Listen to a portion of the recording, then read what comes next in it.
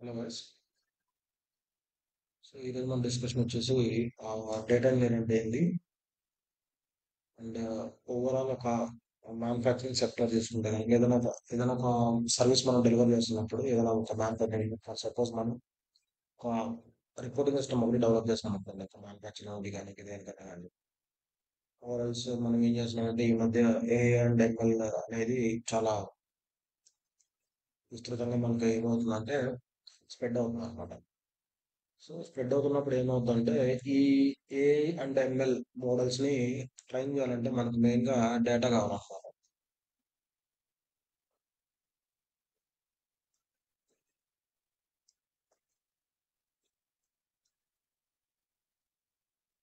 So ఇప్పుడున్న ఎరాలో ఏమంటే ఇది ఏఐ ఎరా అనమాట. సో ఏఐ ఆర్ ఎంఎల్ అనమాట. సో ఇవన్నీ ఆల్మోస్ట్ అంతా ఒకటే దాని కింద వస్తాయి. సో వీటన్నిటికీ ఏం చేయాలంటే మనకు డేటా ఇన్ఫీడ్ కావాలి ఖచ్చితంగా. సో ఈ డేటా అనేది మనకు డిఫరెంట్ ఏరియాస్ నుంచి ఉంటుంది అనమాట. ఈ ప్రాజెక్ట్ ఎట్లా అంటే నేను మ్యానుఫ్యాక్చరింగ్ సెక్టర్ లో ఒక మ్యానుఫ్యాక్చరింగ్ డొమైన్ లో ఫ్యాక్టరీ కానీ లేకపోతే ఒక ఆర్గనైజేషన్ కానీ ఎటువంటి రిక్వైర్మెంట్స్ ఉంటాయి. సో ఆ రిక్వైర్మెంట్స్ ని మనం ఒక సర్వీస్ కనుక ప్రొవైడ్ చేస్తే, ఏది మన రిపోర్టింగ్ సిస్టమ్ కనుక ప్రొవైడ్ చేస్తే మనం ఆ ఎటువంటి అంటే ఎలా ఉంటుంది ఆ అప్లికేషన్ కానీ లేకపోతే ఒక వెబ్సైట్ కానీ ఏదైనా ఒక ఎంఎల్ మోడల్ కానీ మనం ప్రొవైడ్ చేసినప్పుడు అది ఎలా ఉంటుంది. సో దాన్ని రెఫరెన్స్ గా తీసుకొని ఈ ప్రాజెక్ట్ అనేది నేను డిజైన్ చేయడం జరిగింది. సో ఇది జస్ట్ నాకున్న జస్ట్ ఒక 3.5 years experience of data engineering దాంట్లో బేసిక్ టూల్స్ యూస్ చేసి ఈ ప్రాజెక్ట్ ని డిజైన్ చేయడం జరిగింది. సో జనరల్ గా మనకు డేటా ఇంజనీరింగ్ అంటే ఏం లేదండి. మన ఏఐఎంఎల్ మోడల్స్ కానీ లేకపోతే మన రిపోర్టింగ్ సిస్టమ్స్ ఉంటాయి, పవర్ బిఐ కానీ టాబ్లు కానీ ఉంటాయి అన్నమాట. సో ఇలాంటి వాటికి మనం డేటాని ఫీడ్ చేయాలి. సో మనకి ఎప్పుడు కూడా మన కార్పొరేట్ గైస్ ఎలా ఉంటారంటే బేసిక్ గా మనకు వాళ్ళకి హై ఎండ్ లో నంబర్స్ కావాలి అట్లీస్ట్. అంటే మనకి ఏదైనా ఒక డిజాస్టర్ కానీ ఏదైనా ఒక సమ్ అబ్నార్మాలిటీ జరిగినప్పుడు వాళ్ళ ప్రోడక్ట్ లో దాన్ని ఇన్ డెప్త్ గా అనాలిసిస్ చేయడానికి వాళ్ళకి డిఫరెంట్ సోర్సెస్ ఆఫ్ డేటా కావాలి. ఫర్ ఎగ్జాంపుల్ నేను ఒకటి ఎగ్జాంపుల్ చెప్తే ఎలా ఉంటుందంటే చూడండి. ఇప్పుడు నేను ఒక రిపోర్టింగ్ సిస్టమ్ తయారు చేస్తాను. సో నేను రియల్ టైం ప్రొడక్షన్ లైన్ లో ఒక ప్రోడక్ట్ అనేది నేను రన్ చేస్తున్నాను. సో దీనికి సంబంధించిన డేటా అంతా ఒక డేటాబేస్ లో స్టోర్ అవుతుంది. అండ్ వన్స్ ప్రొడక్షన్ కంప్లీట్ అయిన తర్వాత దీన్ని టెస్ట్ చేస్తాను అనమాట. అంటే బ్యాచ్ టెస్టింగ్ ఉంటుంది, లేకపోతే ఈచ్ పీస్ వైజ్ టెస్టింగ్ ఉంటుంది. So based on the testing base చేసుకొని ఈ టెస్టింగ్ డేటా అంతా కూడా ఒక డేటాబేస్ లో స్టోర్ అయిపోయింది. డేటాబేస్ 2 ఇది డేటాబేస్ 1 అన్నమాట. సో నేను టెస్ట్ చేసేటప్పుడు పలానా ఎక్స్ ఫ్యాక్టర్ అనేది ఫెయిల్ అయినప్పుడు, సో ఆ ఫెయిల్ అయిన బ్యాచ్ లేకపోతే ఆ ఫెయిల్ అయిన ఒక టైంలో ప్రొడక్షన్ లైన్ లో పారామీటర్స్ ఎలా ఉన్నాయి, ఎలా ఉన్నాయి అని తెలుసుకోవాలంటే ఏం చేయాలంటే జనరల్ గా మన పాత కన్వెన్షనల్ సిస్టమ్ లో ఎలా ఎలా అవుతుందంటే మనకి ఇప్పుడు ఆ, ఎవరైతే అతను ఉంటారో ఆ ల్యాబ్ కి సంబంధించిన ఇన్ఛార్జ్ కానీ లేకపోతే ఆ ఇంజనీర్ కానీ ఏం చేస్తారంటే వన్స్ ఆ టెస్ట్ తీసుకుని వెళ్ళి ఈ డేటాబేస్ నుంచి ఆ సిస్టమ్ కానీ లేదా ఆ డేటాబేస్ కానీ వెళ్ళి చెక్ చేస్తూ ఉంటారు. జనరల్ గా మనకి ఇవన్నీ స్కాడా సిస్టమ్స్ అంటారు. సో ఈ స్కాడా సిస్టమ్ లో ఏమంటే అవి రిపోర్ట్స్ జనరేట్ చేస్తాయి. సో అది ఇండివిజువల్, ఈ డేటాబేస్ ఇండివిజువల్, దీనికి దానికి సంబంధం లేదు. సో వన్స్ నీకు ఏమవుతుందంటే ప్రతిసారి ప్రాబ్లం వచ్చినప్పుడు నువ్వు అక్కడికి వెళ్ళాల్సి వస్తుంది. ప్రతిసారి ఫిజికల్ గా ఒక వ్యక్తి అనే అతను అక్కడికి వెళ్ళాల్సి వస్తుంది. సపోజ్ ఈ టెస్టింగ్ అనేది ఒక దగ్గర జరుగుతుంది, ప్రొడక్షన్ అనేది ఒక దగ్గర జరుగుతుంది. ఈ రెండింటి మధ్యలో ఒక 3-4 kilometers గ్యాప్ ఉంది అనుకోండి. ఏదైనా ప్రాబ్లం వచ్చినప్పుడు ప్రతిసారి ఏమవుతుందంటే ఈ టెస్టింగ్ ఇంజనీర్ ఎవరైతే ఉన్నారో అతను ఆ డేటాబేస్ దగ్గరికి వెళ్ళేసి లేదా ఆ స్కాడా సిస్టమ్ దగ్గరికి వెళ్ళేసి రిపోర్ట్స్ చెక్ చేస్తారు. సో చెక్ చేసి ప్రతిసారి మనకు ఇలా ప్రాబ్లం అవుతుంది కాబట్టి ఏం చేస్తారంటే మనకు ఈ అప్ ఈ మధ్య రోజుల్లో ఏం చేస్తున్నారంటే ఒక డేటా సెంట్రలైజ్డ్ డేటా స్టోరేజ్ ని మనకు ప్రొవైడ్ చేస్తారన్నమాట. ఓకే. సెంట్రలైజ్డ్ డేటా స్టోరేజ్ అనేది ప్రొవైడ్ చేస్తారన్నమాట. సో ఈ డేటా స్టోరేజ్ ని ఇక్కడ ఏమవుతుందంటే ఆ ఫ్యాక్టరీ కానీ ఆ యూనిట్ కి సంబంధించిన డేటా మొత్తం కూడా దీంట్లో స్టోర్ అయి ఉంటుంది. ఏదైనా టెస్టింగ్ డేటా కానీ, ఫినాన్స్ డేటా కానీ, లేకపోతే ప్రొడక్షన్ డేటా కానీ, పీపీసీ రిలేటెడ్ డేటా కానీ, ఏ డేటా కూడా దీంట్లో స్టోర్ అయి ఉంటుంది. ఆల్ డేటా అనేది ఇక్కడ ఉంటుంది అన్నమాట. సో, ఆల్ డేటా ఇక్కడ స్టోర్ చేస్తున్నప్పుడు means at the same time ఇక్కడ ఏం చేయాలంటే మనకు స్కాడా నుంచి స్కాడా సిస్టమ్స్ గాని లేదా అక్కడ మన స్కాడా మెషిన్ డేటాబేసెస్ నుంచి మనకి ఏదైతే రిలవెంట్ డేటా ఉందో, ఏదైతే మన ప్రాజెక్ట్‌కి రిలవెంట్ డేటా ఉంటదో, ఏదైతే మన క్లయింట్ మనకు రిక్వైర్మెంట్ చేసి ఉంటారో, సో, ఆ రిక్వైర్మెంట్‌ని బేస్ చేసుకొని ఆ టేబుల్స్, ఆ కాలమ్స్‌కి సంబంధించిన డేటా మాత్రమే మనకిక్కడ స్టోర్ చేస్తారన్నమాట. క్రిటికల్ డేటా అనేది మాత్రమే స్టోర్ చేస్తాం. సో, విచ్ ఈస్ రిలేటెడ్ అన్నమాట. డేటాబేస్ 1లో ఏ పారామీటర్‌కి ఏ లైన్ అనేది రిలేట్‌గా ఉంటదో, అలానే దానికి సంబంధించిన ఏవైతే క్రిటికల్ పారామీటర్స్ ఉంటాయో ఆటిని మాత్రం మనం ఇక్కడ స్టోర్ చేయడం అనేది జరిగిద్దన్నమాట. సో, వన్స్ ఇలా స్టోర్ చేసిన తర్వాత దీనికి యాక్సెస్ ఇస్తారన్నమాట. ఈ టెస్ట్ ఇంజినీర్ ఎవరైతే ఉంటాడో దీంట్లో ఇతనికి రిలేటెడ్ డేటా ఏదైతే ఉందో దానికి ఇతనికి యాక్సెస్ ఇస్తారన్నమాట. సో, యాక్సెస్ ఇచ్చినప్పుడు ఏమవుద్దంటే ఇతను ఆ డేటాని అనలైజ్ చేయడానికి ఇతనికి పర్మిషన్స్ ఉంటాయన్నమాట. సో, ఏదైతే ఇతనికి రిలేటెడ్ డేటా ఉందో ఈ డేటాబేస్‌లో మీన్ డేటాబేస్ అంటే మీన్ డేటా స్టోరేజ్ అన్నమాట. జనరల్‌గా అయితే మన క్లౌడ్ కంప్యూటింగ్ టైమ్‌లో దీన్ని data lake or data lake గాని, డేటా వేర్‌హౌస్ గాని అంటారు. సో, రిలేటెడ్ డేటా ఇలా ఉంటదన్నమాట. అలా సపోజ్ ఇప్పుడు ప్రొడక్షన్ రిలేటెడ్ మేనేజర్ గాని, లేదా ప్రొడక్షన్ డాష్‌బోర్డ్ రెడీ చేయాలంటే ఇతనికి ఒక స్పెసిఫిక్ రిక్వైర్‌మెంట్స్ ఉంటాయి. ఇతనికి టెస్టింగ్ డేటా అనేది అంత అవసరం లేదు. టెస్టింగ్ డేటాలో ఏం కావాలి ఇతనికి జస్ట్ ఫెయిల్యూర్ రేట్ కావాలి. అంటే మనకు ప్రొడక్షన్ వర్సెస్ స్క్రాప్ ఎలా ఉంది? లేదా ప్రొడక్షన్ వర్సెస్ మనకి డిఫెక్ట్ ప్రొడక్ట్స్ ఎలా ఉన్నాయి? డిఫెక్ట్ ప్రొడక్ట్ పర్సెంటేజ్ ఎలా ఉంది? సో, ఇదొక కేపీఐ అన్నమాట. టాప్ లెవెల్ మేనేజ్మెంట్‌లో ఇదొక కేపీఐ.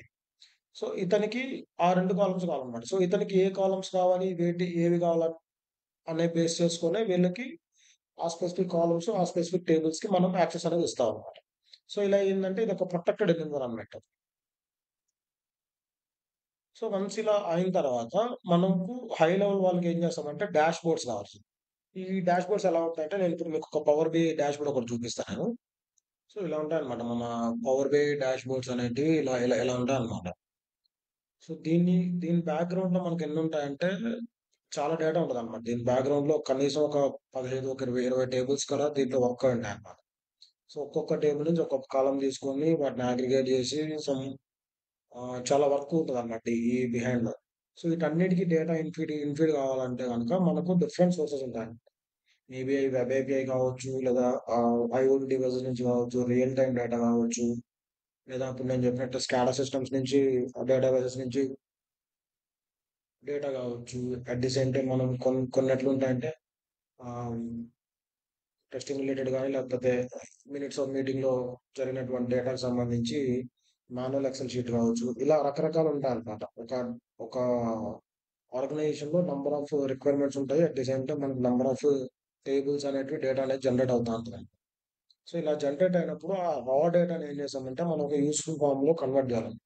సో, ఇది జనరల్‌గా ఏమంటే ఇది డేటా అనలిటిక్స్ అన్నమాట. డేటాని అనలైజ్ చేసి డేటాలో ఉన్న ఇన్‌సైట్స్‌ని మనం బయటకి ఇవ్వడాన్ని డేటా అనలిటిక్స్ అంటారన్నమాట.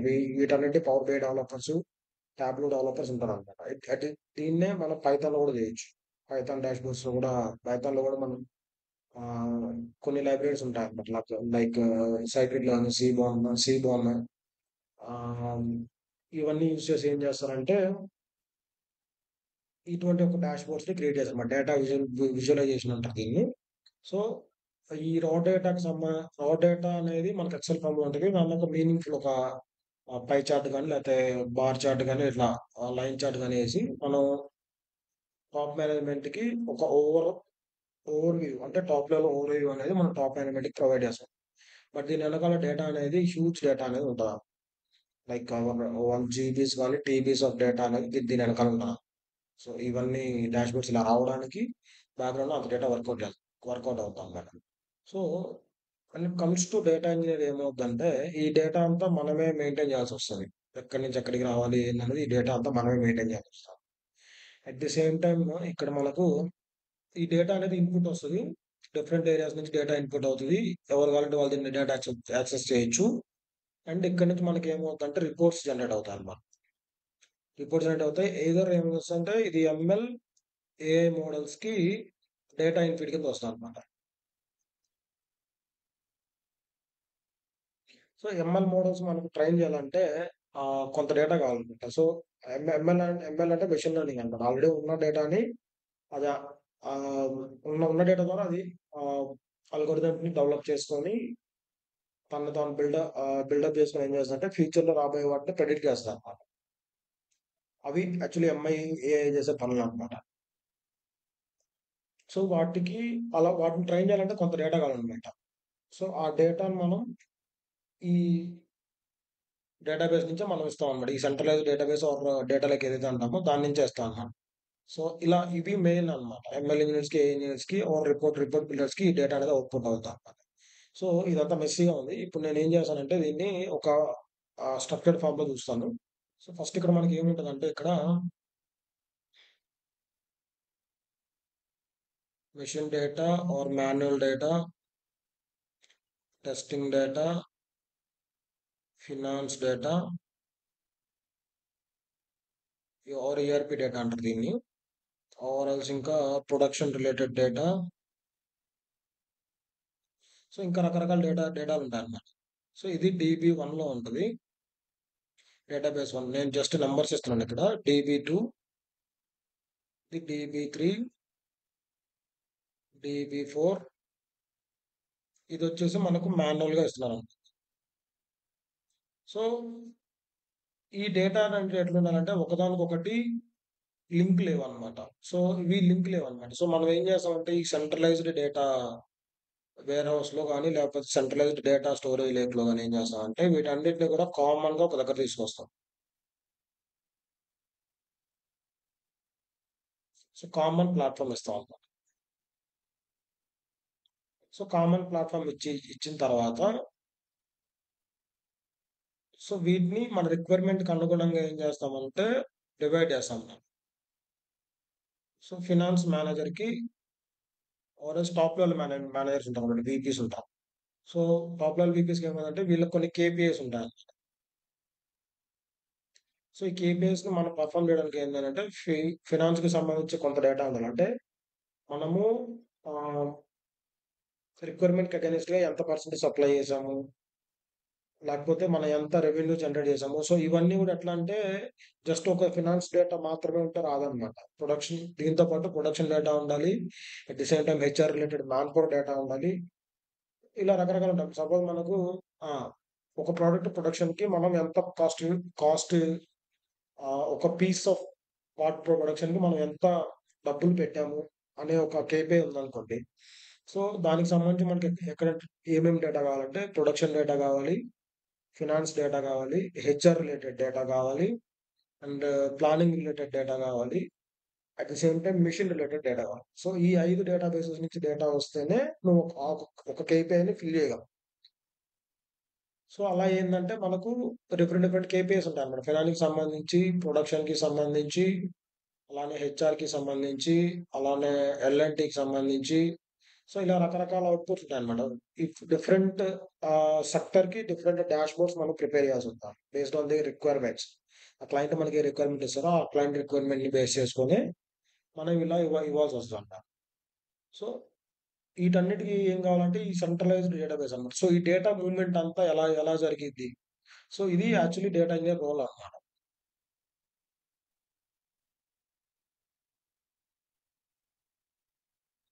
సో, ఈ డేటా లీనియేజ్ ఏదైతే ఉందో, ఎక్కడి నుంచి డేటా ఎక్కడికెళ్తుంది? ఏ ఏ టేబుల్స్ మెర్జ్ చేయాలి? ఏ ఏ టేబుల్స్ మనం ఆహ్, కలిపితే మనకు ఏ కీ పెర్ఫార్మన్స్ ఇండికేటర్ అనేది వస్తదో, సో, ఇవన్నీ గూడా మనం ఏం చేయాలంటే డేటా ఇంజినియర్ చూస్తాడన్నమాట. సో, డేటా ఇంజినియర్‌కి రిక్వైర్మెంట్ ఎవరిస్తారంటే ఎంఎల్ ఇంజినీర్స్ గాని, లేకపోతే బీఐ డెవలపర్స్ గాని ఇస్తారన్నమాట. బీఐ గాని, టాబ్లూ డెవలపర్స్ ఉంటారు. జనరల్‌గా వీటిని ఏమంటారంటే డేటా విజువలైజేషన్ డెవలపర్స్ అంటారు.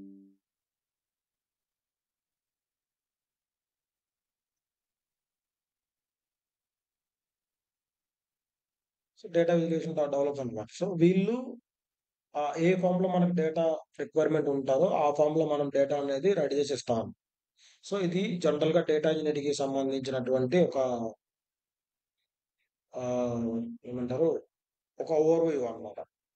సో, జనరల్‌గా మనకు అజూర్ రిలేటెడ్ డేటా తీసుకుంటే మనకేమవుద్దంటే, ఒక ప్రాజెక్ట్ అనేది ఎలా డిజైన్ చేస్తారంటే, ఇక్కడ మనకేముంటదంటే, రా డేటా ఉంటదన్నమాట. Raw data in the form that Excel, సీఎస్‌వి,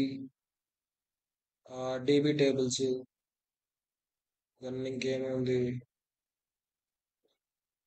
Jason, ఆర్కే. సో, ఇలా డిఫరెంట్ ఫార్మాట్స్ ఉంటాయన్నమాట. సో, ఈ డిఫరెంట్ ఫార్మాట్స్ ఆఫ్ రా డేటాని తీసుకొని మనము దీన్నేం జేయాలంటే ఒక ఏరియా నుంచి ఒక ఏరియాకి మూవ్ జేయాలన్నమాట. ఇది రా డేటా. అండ్ దీన్నేం జేయాలంటే మనము క్లీన్ జేయాలి. రా డేటా అనేది ఎలా ఉంటదంటే, నీకు అవసరమైన కాలమ్స్ ఉంటాయి, అవసరం లేని కాలమ్స్ ఉంటాయి. అంటే ఇది మెస్సీగా ఉంటదా? ఎట్లుంటదంటే నీకు సపోజ్ మనం ఒక మిషన్ డేటాబేస్ టేబుల్ తీసుకుంటే, ఆ డేటాబేస్ టేబుల్‌లో అరౌండ్ నీకొక 40-50 లైన్స్ ఉంటాయి. బట్ మనకు మన రిక్వైర్మెంట్‌కి, మన కేపీఐకి లేకపోతే మన ఎంఎల్ మోడల్‌కి అన్ని లైన్స్ అవసరం లేదు. సో, అన్నెసెసరీ డేటా అనేది మనం ఫీడ్ చేయడం వల్ల ఏమవుద్దంటే, మన మెమరీ ఆక్యుపెన్సీ అనేది ఎక్కువవుద్దన్నమాట. సో, అందుకని ఏం చేశారంటే, మనకు కావాల్సిన డేటాస్ మాత్రమే దీంట్లోకి ఫిల్ చేస్తామన్నమాట. ఇది క్లీన్డ్ డేటా. సో, కొన్ని ఎట్లుంటాయంటే, మన సెన్సార్ ఫెయిల్ అవ్వడం వల్ల ఏమవుద్దంటే ఒక్కసారి డేటా అనేది రాంగ్ డేటా జనరేట్ అవుద్దన్నమాట. సో, అలా జనరేట్ అయినప్పుడు అటువంటి రోస్‌ని మనం డ్రాప్ చేయాల్సొస్తది. సో, అది డ్రా డ్రా రాజు డ్రాప్ చేసిన తర్వాత క్లీన్ డేటా వస్తదన్నమాట. ఇది ఫైనల్‌గా మనకేందంటే ఇది అగ్రిగేటెడ్ డేటా. సో, ఈ అగ్రిగేటెడ్ డేటాని ఈ క్లీన్డ్ డేటా ఏం చేస్తారంటే ఎంఎల్‌ఓలు వాడతారు. ఎంఎల్‌ఆర్, ఏఐ వాళ్ళు వాడతారు. ఈ అగ్రిగేటెడ్ డేటాని ఏం చేస్తారంటే మన డేటా వేర్‌హౌస్‌కి ట్రాన్స్‌ఫర్ చేస్తామన్నమాట. మన రిక్వైర్డ్ డేటా వేర్‌హౌస్ అంటే డేటా మార్ట్స్ అంటారు. ఫైనాన్స్‌కి సంబంధించిన ఒక డేటా మార్ట్, ప్రొడక్షన్‌కి సంబంధించిన ఒక డేటా మార్ట్. ఇలా రకరకాల డేటాని స్ప్లిట్ చేసుకుంటామన్నమాట. మన రిక్వైర్మెంట్ డేటాని రిక్వైర్డ్ డేటా మార్ట్‌లో అంటే లైక్ మన సూపర్ మార్కెట్‌లో మనకు జోన్స్ ఉంటాయి కదా! వెజిటబుల్ జోన్ అలా మనకు ఆహ్, కిరాణాకు సంబంధించిన ఒక జోను, లేదా బట్టలకు సంబంధించిన ఒక జోను. సో, ఇలా రకరకాల జోన్స్ ఉంటాయన్నమాట. సో, అలానే ఇక్కడ data warehouse of data marts అంటారన్నమాట. సారీ, డేటా మార్ట్స్ అంటారు. సో, ఈ డేటా మార్ట్‌లో డేటా అనేది మనం ఇంక్లూడ్ చేస్తామన్నమాట. సో, ఈ డేటా మార్ట్ నుంచి ఏం చేస్తారంటే బీఏ డెవలపర్స్ వాడుకుంటారు డేటాని. సో, ఈ బీఏ డెవలపర్స్ వాడుకొని డాష్‌బోర్డ్స్‌ని రెడీ చేస్తారన్నమాట. సో, ఇక్కడ మనకు మెయిన్‌గా ఫోకస్ చేసేది ఏంటంటే అజూర్‌కి సంబంధించిన టెక్నాలజీస్ మనం ఎక్కువగా ఫోకస్ చేస్తామన్నమాట. సో, ఈ డేటా లీనేజ్ డేటా మూవ్‌మెంట్ ఏదైతే ఉందో డేటా ఇంజెషన్ గాని, ట్రాన్స్‌ఫర్మేషన్ గాని, సో, దీన్ని ఇంజెషన్ అంటారు. టెక్నికల్ టర్మ్స్‌లో ఇంజెషన్ అంటారు. దీన్ని ట్రాన్స్‌ఫర్మేషన్ అంటారు. దీన్ని కూడా ట్రాన్స్‌ఫర్మేషన్ అనే అంటారు. దీన్ని అగ్రిగేషన్ అంటారు.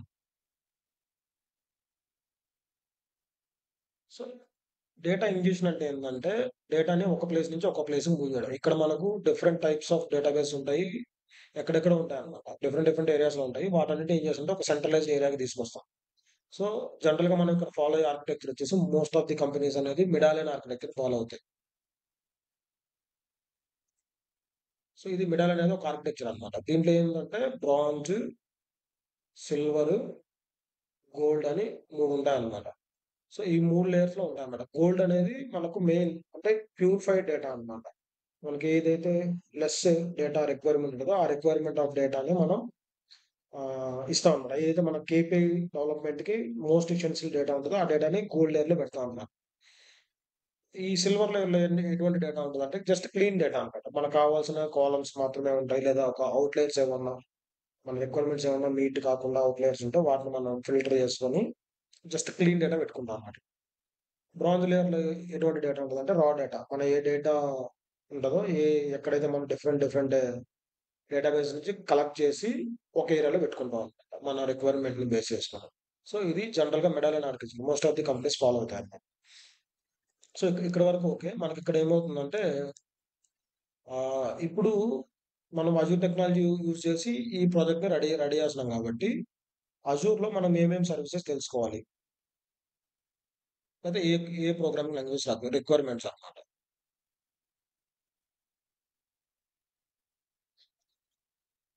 ఫస్ట్ మీకేదైనా ప్రోగ్రామింగ్ లాంగ్వేజ్ వచ్చుండాలి.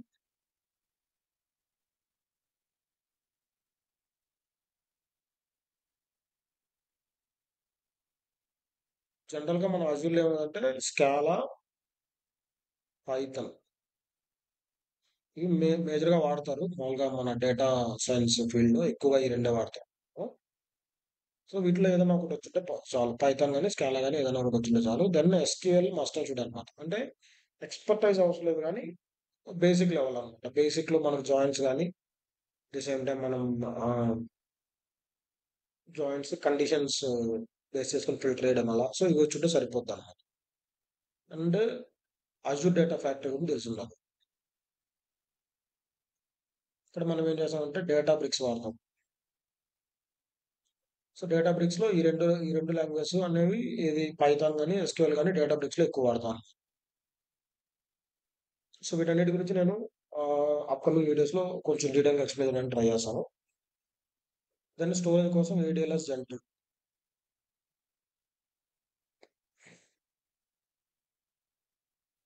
దెన్ సెక్యూరిటీ అన్నమాట. మన పాస్‌వర్డ్స్ గాని, సర్టిఫికేట్స్ గాని స్టోర్ చేసుకునే దానికి మనకేమవుద్దంటే ఆహ్, కీ వాల్ట్.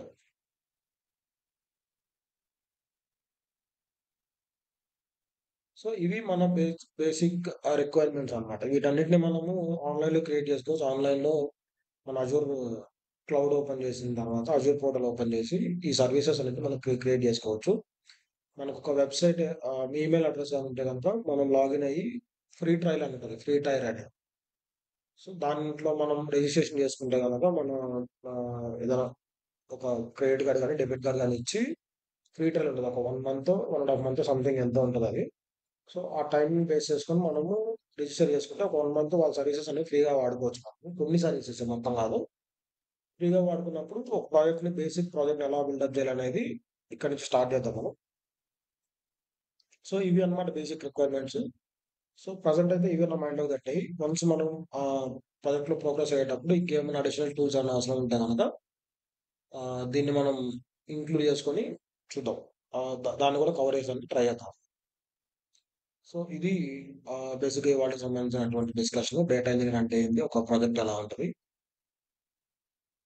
సో మనం ప్రాజెక్ట్ ఒక నేమ్ ఒకటి పెట్టుకుందాం మనం. ప్రొడక్షన్ కేపీఐస్, ప్రొడక్షన్ డాష్‌బోర్డ్స్ లేకపోతే పీడీ అని షార్ట్‌కట్‌లో పిలుచుకుందాం మనం. సో ఇది మన ప్రాజెక్ట్ నేమ్. సో ఈ నేమ్ రిఫరెన్స్ చేసుకొని మనం ప్రాజెక్ట్‌ని ఫర్దర్ తీసుకెళ్దాం.